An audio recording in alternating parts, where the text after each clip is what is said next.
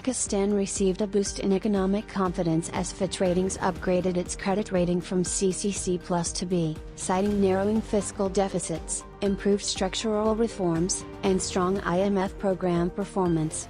Prime Minister Shehbaz Sharif and Finance Minister Muhammad Aurangzeb welcomed the development, calling it a reflection of global trust in Pakistan's economy.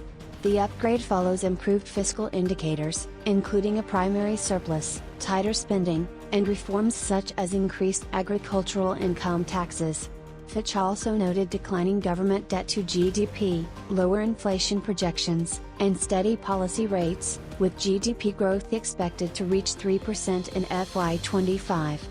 However, amid this economic optimism, internal security challenges persist. A deadly-eyed blast targeted a Balochistan constabulary convoy in Mastung, killing 3 policemen and injuring 16 others. The convoy had been providing security at a BNP Bengal protest sit-in. No group has claimed responsibility, though suspicion falls on the Balochistan Liberation Army, which has increased attacks this year. The incident drew strong condemnation from top government officials. Separately, the Balochistan High Court dismissed a petition seeking the release of Dr. Marang Baloch, redirecting the matter to the Provincial Home Department. Her arrest had sparked widespread protests over enforced disappearances and detentions of activists. Tragedy also struck abroad, as the Foreign Office confirmed that 4 Pakistanis were among 11 migrants found dead after a shipwreck off Libya's Sarawak coast. The Pakistani embassy in Tripoli is working with local authorities to identify the deceased and assist families.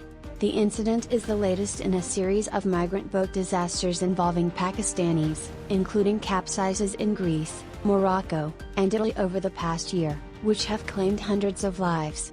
In response, Pakistani authorities have intensified scrutiny at airports and taken action against officials accused of facilitating illegal migration. Hamas has called for a global week of demonstrations under the slogan Gaza cries out, urging people, especially in Arab and Islamic nations, to mobilize in protest against what it describes as ongoing Israeli aggression and genocide in Gaza. The group is pushing for international marches, sit-ins, and protests to demand an end to the war. Meanwhile, the military wing of Hamas reported losing contact with the unit guarding U.S.-Israeli soldier Eden Alexander following an Israeli airstrike. They accused Israel of deliberately targeting the location to eliminate the hostage and reduce political pressure. Iran also joined the chorus of condemnation, calling for international accountability over what it termed as war crimes and genocide committed by Israeli forces in Gaza and the occupied West Bank. Amid the intensifying violence, the humanitarian situation in Gaza remains dire. At least 13 Palestinians were reported killed since dawn in Israeli strikes on areas including Jabalia and Deir al-Balah, where hospitals are overwhelmed and medical supplies are critically low. Palestinian civilians continue to face mass starvation, ongoing bombardment, and harsh restrictions.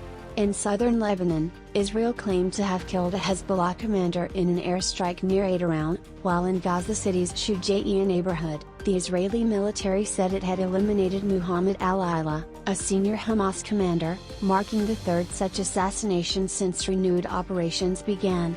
Back in the United States, Harvard University pushed back against sweeping demands from the Trump administration, which had called for ideological audits, merit-only admissions, and immigration reporting, moves the university said would compromise academic freedom and constitutional rights.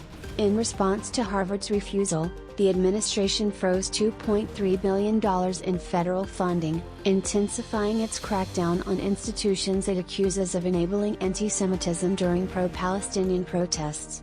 Columbia University has also faced similar action, with $400 million in funding suspended, while foreign students involved in protests now face possible deportation. Harvard President Alan Garber vowed the university would not surrender its independence, as the school looks to Wall Street for financial alternatives. Iran's Revolutionary Guard has drawn a firm line ahead of upcoming nuclear talks with the U.S., declaring the country's military and defense capabilities off-limits.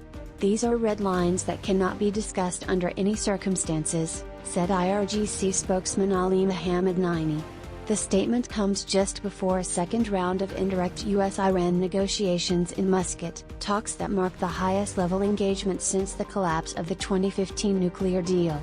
Iran continues to insist its missile program and regional influence are non-negotiable.